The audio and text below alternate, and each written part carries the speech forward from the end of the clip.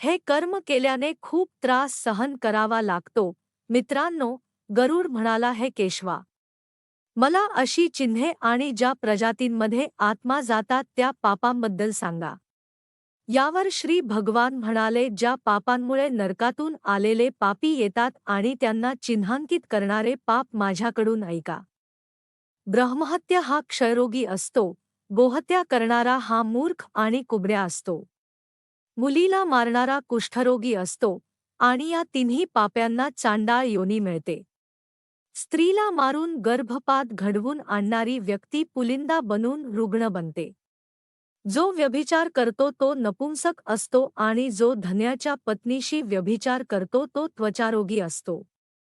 मांसाहार करणाऱ्याचे शरीर लाल असते, दारू पिणाऱ्याचे दात काळे असतात, लोभापोटी अभक्ष खाणाऱ्या ब्राह्मणाला महोदर रोग होतो, जो मिठाई इतरांना देता खातो त्याच्या घशात गलगंड होतो आणि जो श्राद्धाच्या वेळी अशुद्ध अन्न देतो त्याला पांढरी कुष्ठी होते. गुरूंचा अभिमानाने अपमान करणारी व्यक्ती अपस्माराची रुग्ण असते.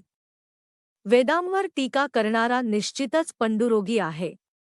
खोटी साक्ष देणारा मुका, भेदभाव करणारा, विवाहात अडथळा आणणारा हा ओठीन आणि पुस्तके चोरणारा जन्मतः आंधळा, जो गाय व ब्राह्मण यांना पायाने मारतो तो लंगडा, खोटे बोलतो तो फटकून बोलतो आणि खोटे ऐकणारा बहिरा असतो. विष देणारा मूर्ख आणि वेडा आहे आणि आग लावणारा खलवत, टक्कल आहे.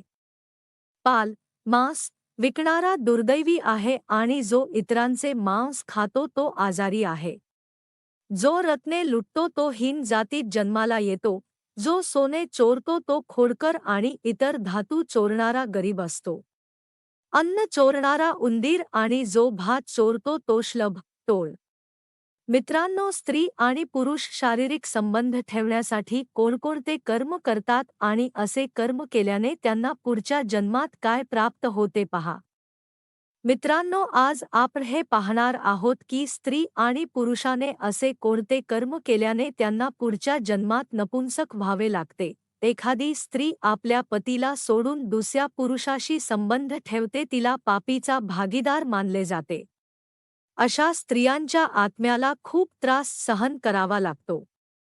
तसेच जो पुरुष परस्त्रीशी संबंध ठेवतो तो देखील गरुड पुराण के अनुसार पापी आहे. तसेच मित्रांनो, स्त्री असो व पुरुष दुसऱ्या स्त्रीच्या चारित्र्याबद्दल बोलतात तसेच त्या स्त्रीबद्दल अपशब्द बोलतात, असे लोक संसाराचे खूप मोठे पापी असतात, ज्यांना पुढच्या जन्मात नपुंसक बनावे लागते.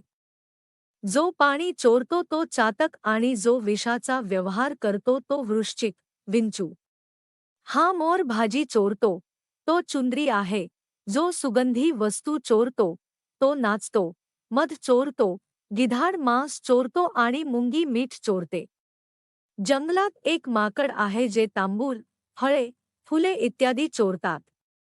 शूज, गवत आणि कापूस चोरणारी मेंढी योनीमध्ये तयार होते.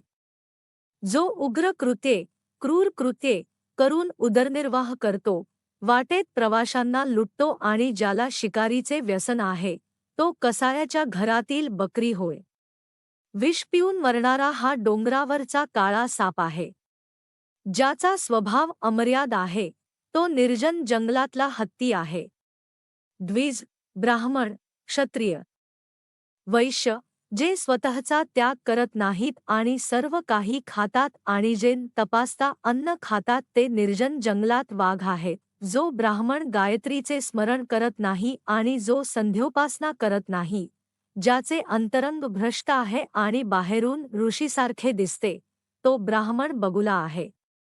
ज्यांनी यज्ञ करू नये त्यांच्यासाठी यज्ञ करणारा ब्राह्मण म्हणजे गावठी वराह, क्षमतेपेक्षा जास्त यज्ञ करणारा गर्दभ आणि आमंत्रण देता जेवणारा कावळा.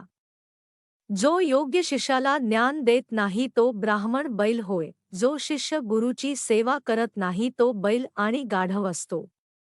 जो गुरूंचा अपमान करण्याच्या उद्देशाने शब्द उच्चारतो आणि वादविवादात ब्राह्मणाचा पराभव करतो तो निर्जल वाळवंटातील ब्राह्मण राक्षस आहे.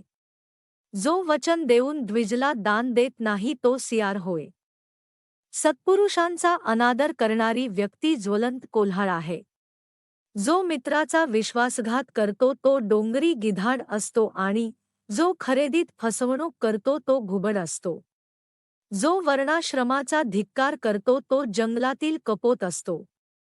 जो आशा नष्ट करतो आणि प्रेमाचा नाश करतो, जो द्वेषाने स्त्रीचा त्याग करतो, तो चक्रवाक, चकोर आहे. जो आईवडिलांचा, गुरुचा द्वेष करतो आणि बहीण-भावाशी वैर करतो तो हजारो जन्म गर्भात किंवा योनीत नष्ट होत राहतो. सासूला शिव्या देणारी स्त्री आणि सतत भांडणारी स्त्री म्हणजे पाण्याची जळू आणि नव्यावर टीका करणारी स्त्री म्हणजे उवा. जी स्त्री आपल्या पतीचा त्याग करते आणि पुरुषाचे सेवन करते ती वाल्गुनी, वटवाघूळ, सरडा किंवा दोन तोंडी साप आहे. जो नात्यातील मादीशी संबंध जोडून आपल्या वंशाचा नाश करतो तो अस्वलाच्या योनीमध्ये हायना आणि शलाका 6 बनून जन्म घेतो. तापसीशी व्यभिचार करणारा कामी माणूस वाळवंटी प्रदेशातील पिशाच आणि जंगलातील ड्रॅगन आहे, जो अवास्तव यौवनाशी संबंधित आहे. गुरुच्या पत्नीसोबत फिरण्याची इच्छा असलेली व्यक्ती म्हणजे क्रिकल्स, गिरगिट. राजेशाही पत्नीसोबत प्रवास करणारा उंट आणि मित्राच्या पत्नीसोबत प्रवास करणारे गाढव. गुदद्वारात हालचाल करणारा डुकर आहे आणि शूद्रगामी हा बैल आहे.